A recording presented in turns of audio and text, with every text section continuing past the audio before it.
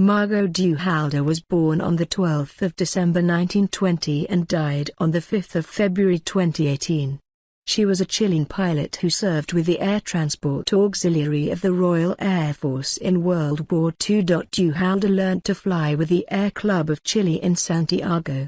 At the outbreak of World War II, Duhalde volunteered with a French-Chilean group and traveled by ship to Europe with the intention of joining the French Free Forces as a pilot. She arrived in Liverpool, England, in April 1941, and was initially detained in jail in London for 5 days as a suspected spy. On her release, she was informed that the French Free Forces did not accept women pilots, and she was instead assigned domestic work and kitchen chores. She subsequently learned that the Royal Air Force was willing to accept women pilots, and she applied to join the Air Transport Auxiliary of the RAF, an organization responsible for transporting aircraft.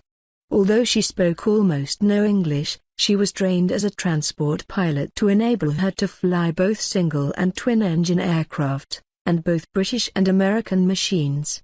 Over the next 4 years, Duhalde moved more than 900 aircraft, of 70 different types, from English bases to combat zones in France, Belgium and the Netherlands. She rose to become a first officer in the women's section of ATA. After the war, in 1945, Duhalde flew warplanes for the French Air Force. She was France's first female combat pilot. She also served as a transport pilot for the French, based in Meknes, Morocco.